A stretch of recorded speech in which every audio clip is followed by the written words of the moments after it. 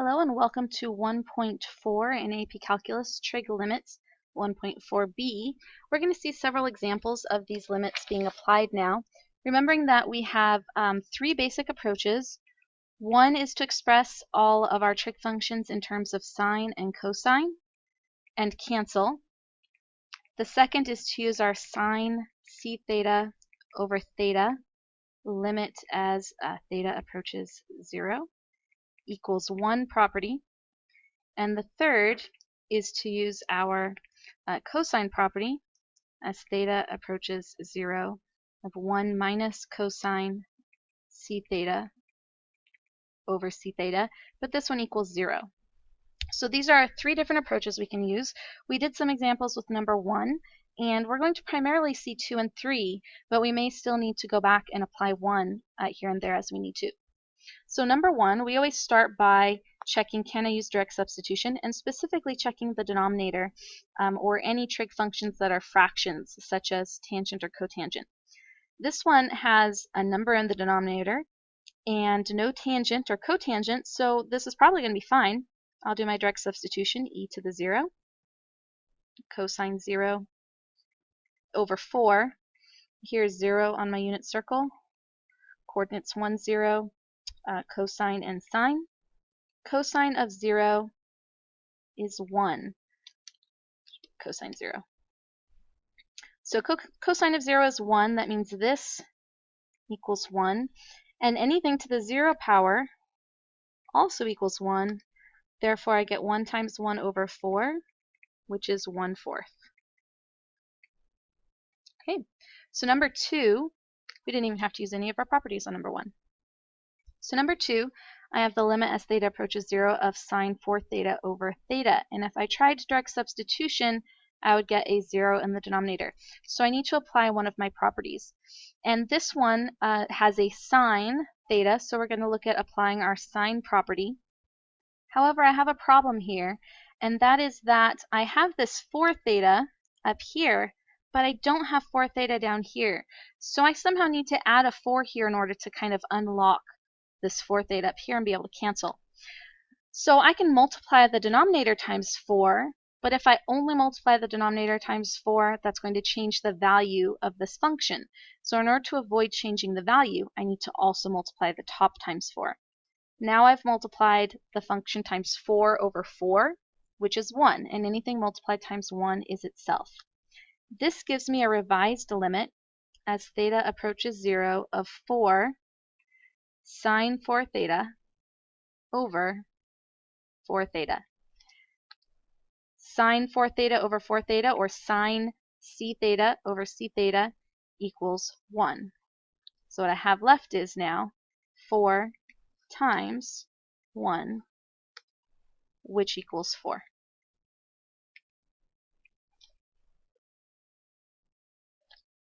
Moving on to number 3, again, I try direct substitution. If I put 0 in here, 3 times 0 is 0. I get 0 in the denominator, so I need to apply one of my rules. This is sine, so I'm going to use my sine theta rule. Sine c theta. In this case, c is 2. So I have 2x here, but I have this 3, and that's a problem. So what I'm going to do is multiply the bottom times 2. That will give me 2x in the bottom and 2x in the top. But if I multiply the bottom times 2, I need to multiply the top times 2. Now I've multiplied by 1, and I haven't changed the value of the function.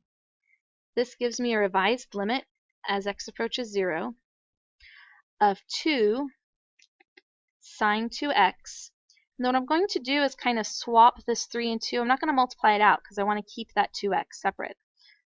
Over 3 times 2x. Now I have sine 2x over 2x. That is my sine cx over cx rule. Limit as x approaches 0. This part equals 1. That leaves me 2/3 times 1 equals 2/3. There we go. Number 4 is another sine rule. This time my c theta is 5 theta. So I have theta down here, but I need a 5. If I multiply the bottom times 5, I need to multiply the top times 5. That gives me a revised limit as theta approaches 0 of 10 sine 5 theta. It's okay to multiply out the top because I don't care about this 10 here. But down here I want to keep my 5 and my theta here and just move the 3 to the front as a factor. Now sine 5 theta over 5 theta, the limit as theta approaches 0, this part equals 1, and I'm left with 10 over 3 times 1 equals 10 over 3.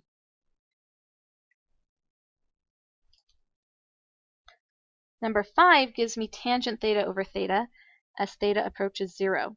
So let's start by changing that tangent to be sine over cosine. So this is going to be the limit as theta approaches 0 of sine theta over cosine theta times theta. This sine theta over theta, that's my sine rule. In this case, c is an understood 1 theta. So this part here equals 1. That's taking the limit of the sine theta over theta, but I still need to take the limit as x approaches 0 of the cosine. So this becomes 1 over cosine 0. Here's my point 0 on the unit circle. That's 1, 0 cosine sine. Cosine of 0 is 1. This equals 1 over 1, which reduces to 1. Okay, here we have several more examples. Again, I have writing things in terms of sine and cosine, or I can use my limit as theta approaches 0. Theta can be theta or x, whichever term the trig function is in, of sine c theta over c theta. And third, I can use my cosine rule, the limit as theta approaches 0 of 1 minus cosine c theta over c theta. This one equals 0. The sine rule equals 1. So looking at these, we can look at number 6, and I have a cosine here. That gives me an idea I'm probably going to use my cosine rule.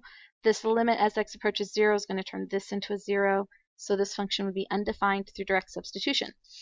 But I have these 2's. Let's go ahead and start by factoring that 2 out. So this gives me the limit as theta approaches 0 of 2 parentheses 1 minus cosine squared theta over theta. But this cosine is squared. It's not 1 minus cosine. It's 1 minus cosine squared. So let's go ahead and factor that. There's actually 2 approaches. We're going to do the factoring version first. This is a difference of squares. 1 is a perfect square. Cosine is a perfect square. So I can factor it. The limit as theta approaches 0 of 2, 1 plus cosine theta, 1 minus cosine theta over theta. Now I can use my cosine rule, 1 minus cosine theta over theta equals 0. This here equals 0. And anything multiplied times 0 is also 0. So this whole thing is 0. My other approach would be to recognize that by my Pythagorean identity, 1 minus cosine squared theta equals sine squared. So I could do this one with the sine rule by rewriting this, the limit as theta approaches 0 of 2 sine squared theta over theta. Now I'd actually write my sines out separately because I'd use a 1 to cancel out with the theta and I'd have 1 left. So I could rewrite this out, the limit as theta approaches 0 of 2 sine theta times sine theta over theta. Sine theta over theta equals 1. So now I have the limit as theta approaches 0 of 2 sine theta times 1 technically, but that doesn't really matter. Now I can use direct substitution. 1 comma 0 cosine sine. The sine of 0 is 0. 2 times 0 is 0. So we see either way we get the same answer. Number 7 is a little bit tricky. What we're probably going to want to do with this is actually separate this into two separate fractions. We can see a cosine rule kind of forming up here, and we see a sine rule kind of forming here. And we can split a fraction just like we can combine fractions. We just write each part of the numerator over the same denominator.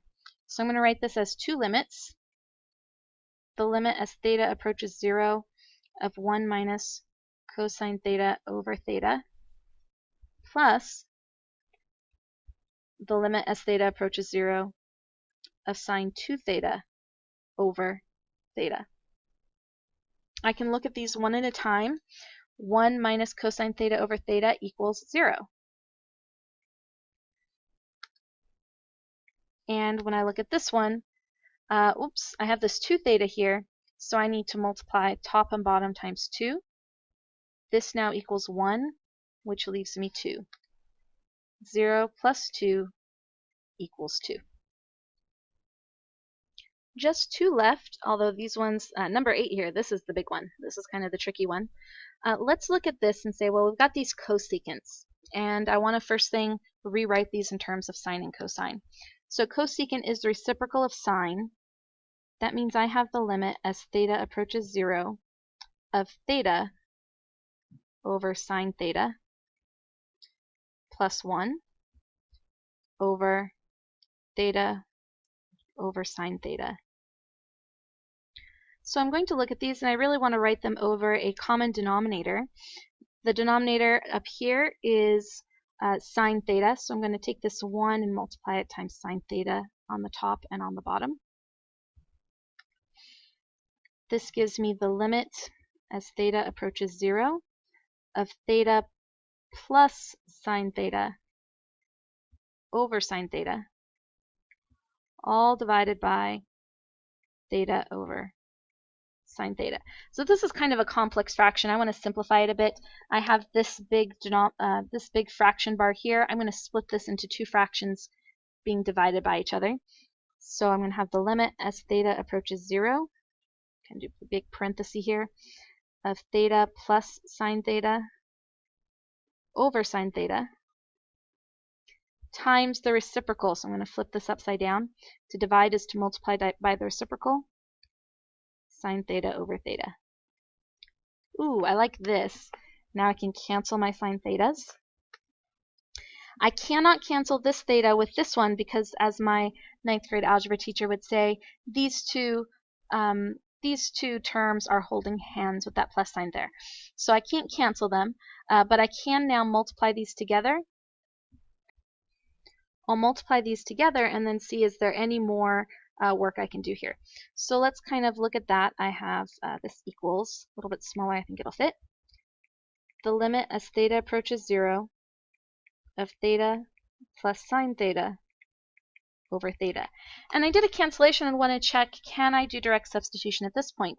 And I'd find, looking at the denominator, if I put 0 in for theta, I'm going to have an undefined function again. So I need to rearrange this a little bit further. And I see a budding sine rule here on the right. And in order to use that, I need to separate my terms like we did in the previous problem. So I'll go ahead and write these. The limit as theta approaches 0 of theta over theta, first half, plus the limit as theta approaches 0 of sine theta over theta. Now I've got my sine rule. This equals 1. And theta divided by theta equals 1. The limit of 1 as theta approaches 0 is still 1. Nothing changed. Plus 1 equals 2. There we have it. For number 9, this one looks a little bit ugly, but it's not actually that bad at all. We're going to start by, we've got the sine and cosine stuck together, and I have another sign here. I'm seeing a common factor I could try to pull out. So we'll go ahead and start by factoring that sine theta. Sine x, limit as x approaches 0 of sine x times sine x divided by sine x is 1. Sine x times cosine x divided by sine x is cosine x over. I'm going to rewrite this x squared as x times x just so it's easier to tell that now I have a sine rule right here. And oh, cool. I also have a cosine rule right here. So my sine rule says this equals 1, and my cosine rule says this part equals 0. So I have 1 times 0, which equals 0. And that's it. That's the end of our limits of trig functions lesson.